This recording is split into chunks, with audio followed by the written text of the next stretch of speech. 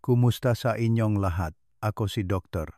Renato Bagani at ngayong araw ay tatalakayin natin ang mahalagang paksaang pagpapalakas ng kalusugan ng kalalakihan pagkatapos ng 60, partikular ang papel ng mabrutas sa pagpapabuti ng prostate at sigla. Paano kung sabihin ko sa inyo na may ilang pamilyar na prutas na matagal niyo nang kinakain sa loob ng maraming taon?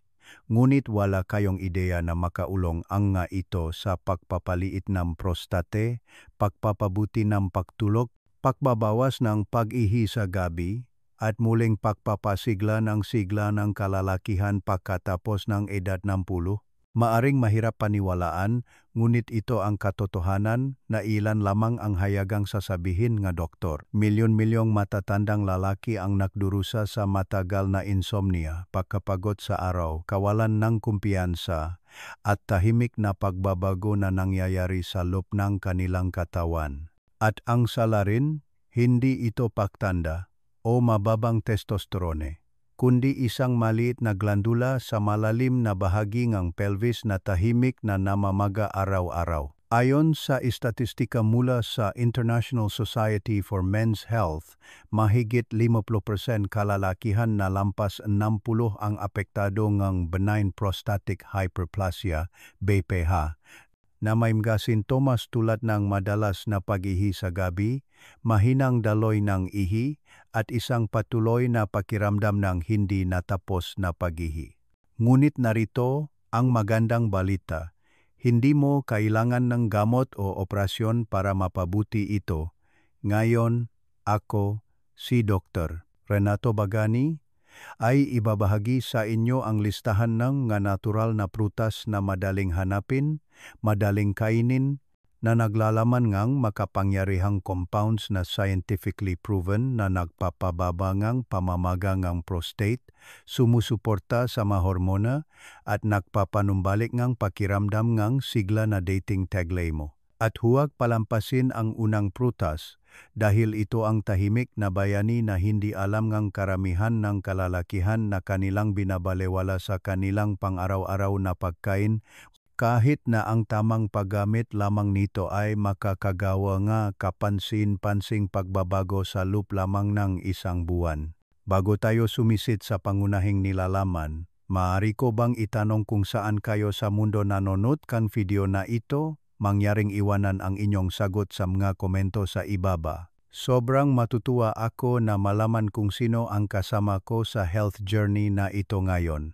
Kung ito ang unang pagkakataon ninyong bumisita sa channel, huwag kalimutang pindutin ang subscribe at i-on ang notification bell upang hindi ninyo mapalampas ang alinman sa aming mga paparating na video tungkol sa kalusugan ng kalalakihan pagkatapos ng 60. At ngayon, tuklasin natin ang unang prutas. Isang superfood na matagal nang hindi naiintindihan bilang para lamang sa makababayhan, samantalang sa katunayan ay maari nitong ganap na baguhin ang kalusugan ng prostate ng matatandang lalaki. Prutas isa, cranberry. Isang maliit na prutas na nagpapaginhawa sa prostate at nagpapabuti ng pagtulog pagkatapos ng 60. Kapag binanggit ang cranberries, karamihan ay agad na iniisip ang produkto para sa kalusugan ng kababayhan o mga at tungkol sa kalusugan ng urinary tract sa mga babae. Ngunit magugulat kayo na malaman na ang maliit na prutas na ito ay tahimik na nakahatid ng malalaking pagpapabuti para sa kalusugan ng prostate sa kalalakihan, lalo na pagkatapos ng edad 60. Sa loob ng maraming dekada, ang cranberries ay nalabel bilang pagkain para sa kababayhan lamang.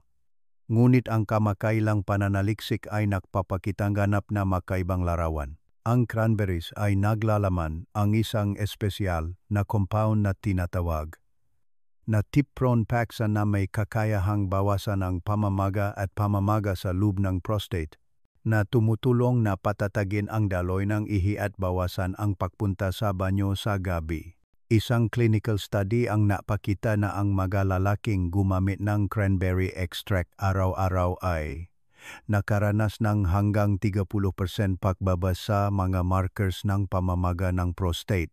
Ang daloy ng ihi ay kapansin-pansing bumuti, ang pakiramdam ngang hindi kumpletong pag-ihi ay nawala, at higit sa lahat sila ay nakatulog ng mas mahusay, nagkaroon ngang mas positibong mood, at nakaramdam ngang mas kontrolado sa kanilang pang-araw-araw na buhay.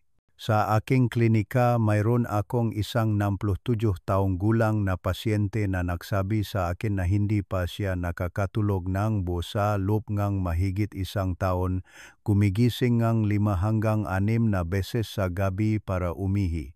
Akala niya ay kailangan na niyang tanggapin ito sa pagtanda. Ngunit sa isang simpleng pagbabago lamang, ang pag-inom ng isang baso ng purong cranberry juice, araw-araw sa loob ng 6 na linggo, ang kanyang pagpunta sa banyo sa gabi ay bumaba sa isang beses lamang. At sinabi niya na parang bumalik ang kanyang tulog. Maliban sa prostate, sinusuportahan din ng cranberries ang kalusugan ng puso sa pamamagitan ng pagpapalambot ng mga daluyan ng dugo at pagpapabuti ng sirkulasyon. Ang nga antioxidant nito ay tumutulong na pabagalin ang pagtanda ng selula, palakasin ang mental clarity, at patatagin ang immunity. Kung naghahanap kang natural, ligtas, at simpleng paraan upang suportahan ang kalusugan ng prostate, ang cranberry ay isang perpektong panimula. Maaari kang magsimula sa kalahating tasa ng sariwang cranberries araw-araw o uminom 140 ml purong unsweetened cranberry juice. Mag-ingat, ang store-bought juices na may idinagdag na asukal ay maaring maging sanhing kabaliktaran. Kaya manatili sa purong uri upang matiyak ang resulta. Ilang maliliit na berry lamang bawat araw, ngunit ang epekto sa iyong kalusugan ay maring napakalaki.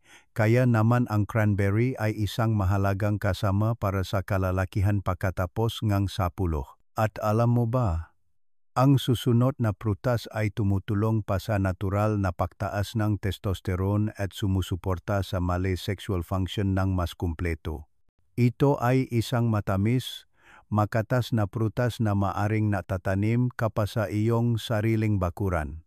Kaibigan, kung nanonood ka pa rin ng video na ito, labis akong natutuwa na alam kong mahalaga sa iyo ang iyong kalusugan. Mangyaring maglagay number 1 sa mga komento upang malaman kung kasama ka pa rin. Prutas 2. Red grapes. Natural na pampalakas ngang testosterone at kalusugan ngang prostate mula sa loob. Ang red grapes, isang matamis, madaling kainin na prutas na madalas ihain bilang isang simpleng dessert, ay may taglay na sikreto na ilan lamang ang nakakaalam. Makakatulong ang ito na balansehin ang mga male hormone, pagbutihin ang kalusugan ng prostate, at makatulong pa sa pagpapanatili ng talas ng isip habang ikaw ay tumatanda. Naalala ko ang isa sa aking mapasyente, 67 taong gulang, retirado. Sa tuwing pumupunta siya sa akin, pakiramdam niya ay may bahaging kanyang sarili na nawala.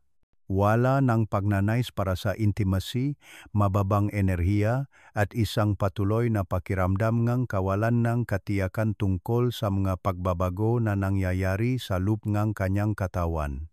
Sa isang follow-up visit, nabanggit niya ang bungkos ng hinog na red grapes sa kanyang bakuran. Iminungkahi ko na simulan niyang kumain ng maliit na bahagi araw-araw bilang bahagi ng kanyang nutrition routine. Makalipas ang 6 na linggo, bumalik siya na mas masigla at sinabi sa akin, pakiramdam ko ay bumalik ang aking dating sarili. Mas mahusay akong natutulog at ang aking kalooban ay bumuti rin. Ang pangunahing sangkap sa likod ng pagbabagong ito ay resveratrol, isang natural na compound na matatagpuan sa balat ng red grapes at isang pangunahing bahagi ng sikat na Mediterranean diet. Ang resveratrol ay ipinakita na nakakatulong na bawasan ang labis na estrogen at mapanatili ang matatak na antas ng testosterona, mahalaga para sa kalusugan ng kalalakihan pagkatapos ng 60. Bukod dito, ang resveratrol ay nagpapaganang isang protina na tinatawag na SIR1 na gumaganap ng papel sa pag-ayos ng selular at pagpapakalma ng pamamaga sa loob ng prostate. Kapag nabawasan ang pamamaga ng prostate, ang mga lalaki ay madalas na nakakaramdam ng mas kaunting presyon, mas madali ang pag-ihi at mas mahusay ang pagtulog. Hindi lang iyan. Pinapabuti din ng resveratrol ang sirkulasyon ng dugo sa pamamagitan ng pagprotekta sa endothelium, ang panloop na lining ng gadaluyan ng dugo. Nangangahulugan ito na hindi lamang ang iyong puso ang nakikinabang, kundi ang iyong utak at mga sexual organ ay nakakatanggap ng mas mahusay na daloyng dugo na sumusuporta sa memorya at pagkalalaki. Bukod pa rito, pinapabuti nga resveratrol ang sensitivity ng insulin na tumutulong sa matatandang lalaki na kontrolin ang asukal sa dugo, lalo na mahalaga para sa mga nasa panganib ng prediabetes o metabolic disorders. Ang magandang balita ay hindi mo kailangan ng komplikadong dieta para makuha ang mga benepisyong ito. 1 hanggang 2 tasa lamang ng sariwang red grapes araw-araw ang makakatulong sa pangkalahatang kalusugan. Kung hindi maginhawa ang sariwang ubas, maaari kang pumili ng 100% purong unsweetened red grape juice o mataas na kalidad na grape extract supplements. Siguraduhin lamang na natural ang pinagmulan at gamitin ito ng tuloy-tuloy. Sariwa man o ginawa, ang pinakamahalaga ay ang pagpapatuloy. Hindi ito tungkol sa malalaking halaga ng sabay-sabay, kundi sa tuloy-tuloy na pang-araw-araw na paggamit na tunay na gumagawa ng pagkakaiba. At kung sa tingin mo ay makatas lamang na prutas ang kapakipakinabang para sa kalusugan ng prostate, hintayin mo ang susunod. May prutas na alam mo na mula panong bata ka. Simple, mapagpakumbaba, ngunit naglalaman itong isang makapangyarihang anti-inflammatory compound na maring patatagin ang prostate at mapawi ang discomfort sa ganap na natural na paraan. Prutas 3, apples. Isang simpleng prutas na tumutulong na patatagin ang prostate at balansehin ang mga male hormone. Marahil ay narinig mo na ang kasabihang, "An apple a day keeps the doctor away." Pamilyar, tama? Ngunit pinatutunayan ngayon ng modernong pananaliksik na ang lumang karunungan na ito ay maring may taglay na tunay na espesyal, lalo na para sa kalusugan ng kalalakihan pagkatapos ng 10. Sa hindi mabilang na prutas, ang mga mansanas ay madalas na binabalewala dahil tila napakaordinaryo. Ngunit sa katunayan, isa sila sa pinakamabisang pagkain para suportahan ang prostate. Ang balat ng mansanas ay naglalaman ng isang compound na tinatawag na quercetin, isang uri ng flavonoid na may anti-inflammatory properties na maring bawasan ang paglaki ng prostate at pabagalin ang paglalangang benign prostatic hyperplasia, BPH. Ang isa sa aking mga pasyente, si Mark, 64 taong gulang, ay madalas na nagigising ng maraming beses sa gabi dahil sa patuloy na pagdami ng ihi. Ang gulong pagtulog ay nagdulot sa kanyang pagod, pagiging irritable, at anti-anting nawawalan ng kumpiyansa sa pang-araw-araw na buhay. Iminungkahi ko ang isang simpleng bagay. Kumain ngang 2 mansanas araw-araw, isa sa umaga, isa pagkatapos ngang hapunan. Pagkalipas ngang 8 linggo, bumalik siya na may ganap na magkaibang enerhiya. Nagkaroon ng balanse ang kanyang pagtulog. Malaki ang ibinabangang pag-ihi sa gabi at higit sa lahat, naramdaman niya na nabawi niya ang balanse sa kanyang buhay. Kaya, paano gumagana ang mamansanas? Ang quercetin sa mansanas ay tumutulong na paginhawahin ang ma-irritated na selulang prostate, binabawasan ang pamamaga at pinapagaan ang presyon ng pantog, ang ugat na sanhi ng madalas na pag-ihi sa gabi. Ang mga mansanas ay mayaman din sa mga antioksidan na nagpoprotekta sa mga selula ng prostate mula sa pinsala na dulot ng free radicals, na maring tahimik na humantong sa pagkasira ng tissue at hormone imbalance. Hindi lang iyan, ang fibersam nga mansanas ay sumusuporta sa hormonal balance sa pamamagitan ng pagpapabuti ng digestion at pagtulong sa katawan na alisin ang labis na hormona. Kapag matatak ang antas na hormone, mas maayos na gumagana ang prostate at mas malamang na hindi ito mamamaga. Dagdag pa rito, ang mga mansanas ay sumusuporta sa kalusugan ng cardiovascular, nagre-regulate ng presyon ng dugo, nagpapatatag ng asukal sa dugo, at nagpapahusay ng function ng atay. Lahat ng pangunahing salik na nakakaimpluwensya sa sexual at physical na kalusugan ng matatandang lalaki. Kung nais mong subukan ito, inirekomenda ko ang pagsisimula sa 1 hanggang 2 medium na mansanas bawat araw. Kainin ang balat kung possible dahil doon nakakonsentra ang karamihan ng quercetin. Pumili ng organic na mansanas upang maiwasan ang mga kemikal na maaring makasagabal sa mga hormone. Hindi na kailangan ng mahigpit na dieta o mamahaling superfoods. Kung minsan, ang pinakasimpleng gawin na ginagawa ng tuloy-tuloy ang nakahatid ng pinakamatagal at makabuluhang resulta. At ang susunod ay isang prutas na dating kinatatakutan dahil sa taglay nitong taba. Ngunit ngayon, ang taba na iyon ay naging mahalagang bahaging pagpapanumbalik ng siglang kalalakihan. Ibubunyak natin ang nakakagulat na katotohanan ito sa susunod na bahagi. Kung nanonood ka pa rin ng video na ito, salamat sa pananatili mo sa akin hanggang dito. Talagang pinahahalagahan ko ito. Mangyaring maiwan ng number 3 sa mga komento sa ibaba upang malaman kung hindi ako nagsasalita ng maisa. Prutas sapat. Avocado.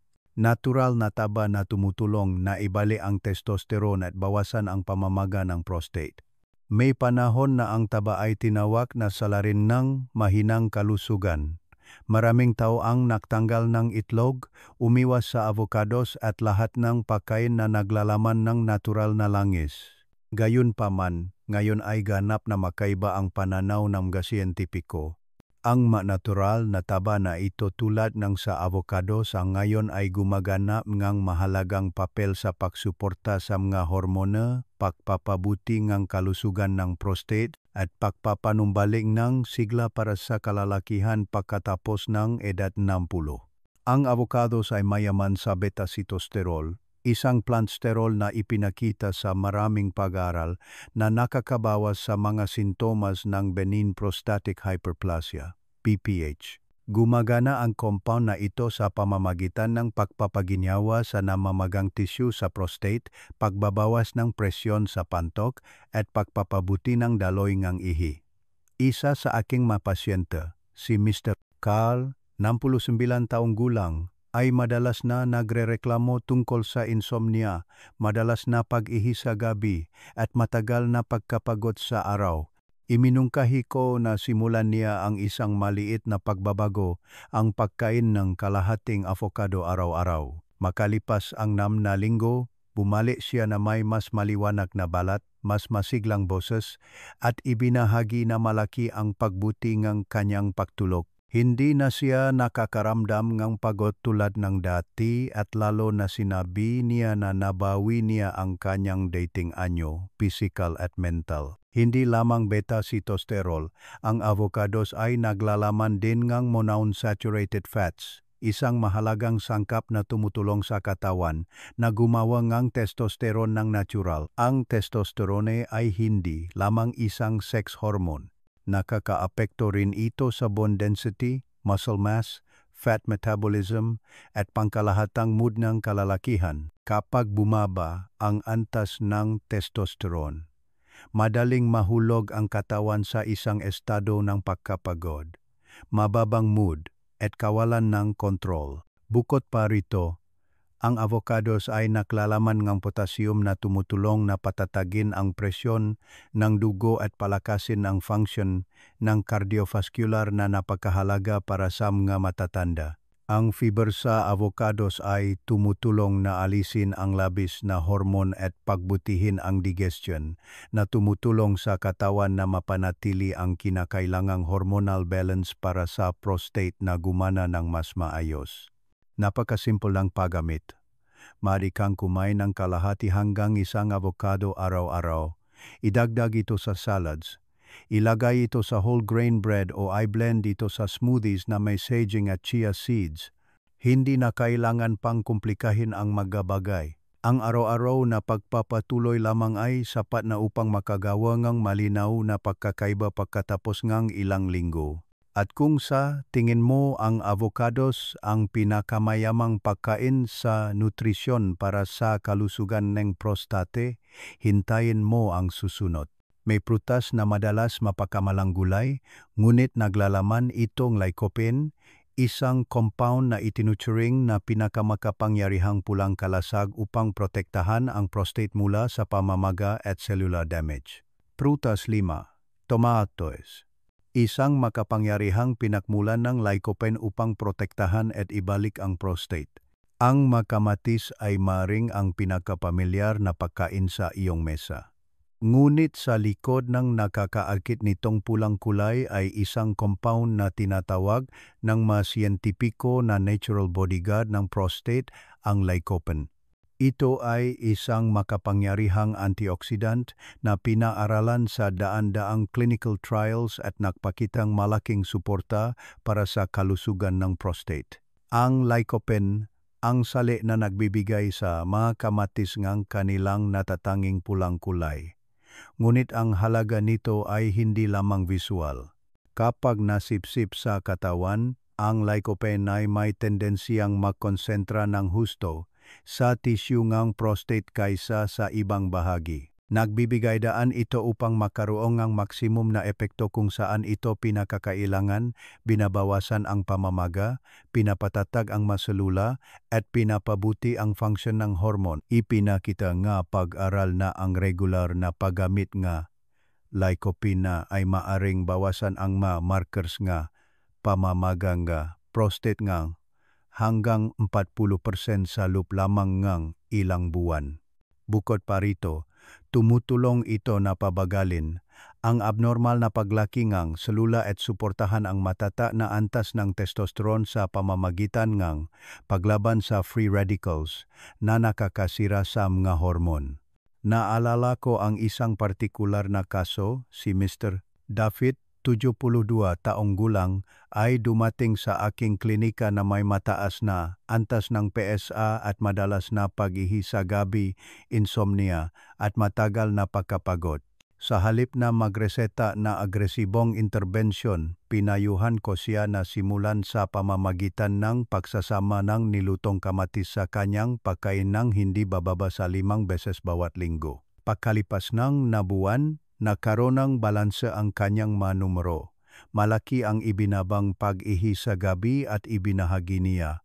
Sa unang pagkakataon, pakiramdam ko ay talagang tinutulungan ngang pagkain ang aking katawan na gumaling. Isang kapansin-pansing punto ay ang lycopene ay pinaka-epektibo kapag niluto ang mga kamatis.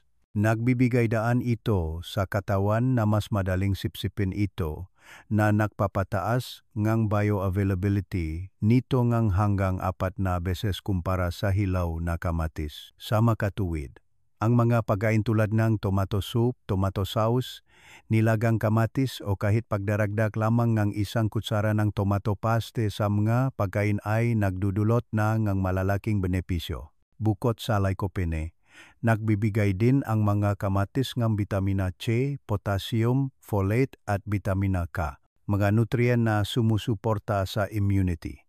Nagre-regulate ng presyon ng dugo at natural na nagpapababa ang pamamaga. Kapag ang lahat ng elementong ito ay nagsama-sama, lumilikha silang ang isang komprehensibong kalasag para sa prostate, cardiovascular system at maging sa sexual health.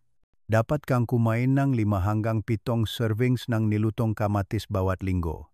Hindi na kailangan ng komplikadong recipe. 1 mangkok lamang ng sopas, ilang hiwangang inihaw na kamatis, o 1 kutsara ng sarsa na idinagdag sa iyong pang-araw-araw na pagkain ay sapat na upang makagawa ng positibong pagkakaiba sa iyong katawan. Mahal kong nga manonot, bawat prutas na aming tinalakay mula sa cranberries, red grapes, mansanas, avocados hanggang sa kamatis ay may natatanging lakas. Ang ilan ay nagpapababang pamamaga.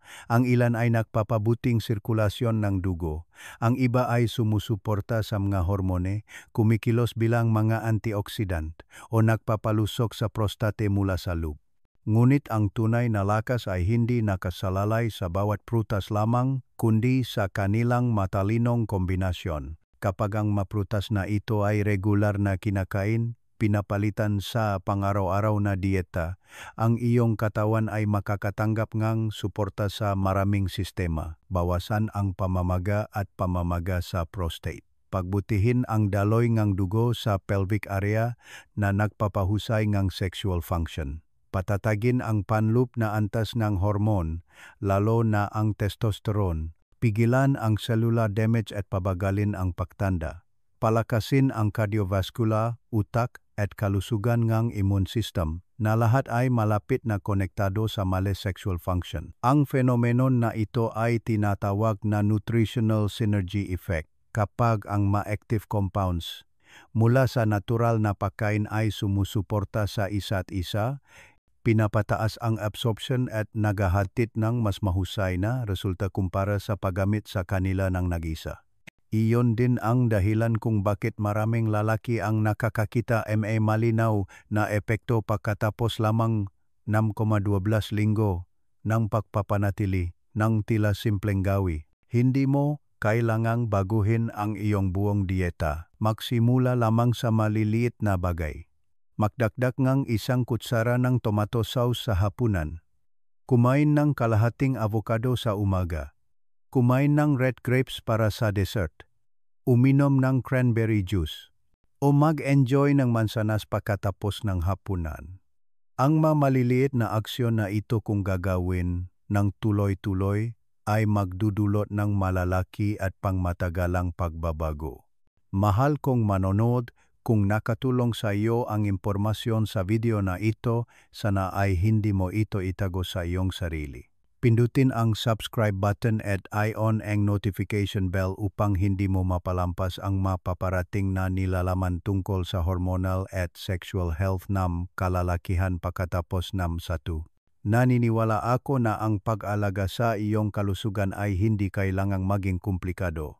Kung minsan, isang kaunting tamang kaalaman, ilang tamang pagpipilian, at kaunting pagpapatuloy, at mababawi mo ang kontrol, kumpiyansa, at sigla na akala mo ay nawala na. Salamat sa panonood hanggang sa dulong video na ito. Nais ko sa inyo ang mabuting kalusugan, saganang enerhiya, at pangmatagalang performance araw-araw.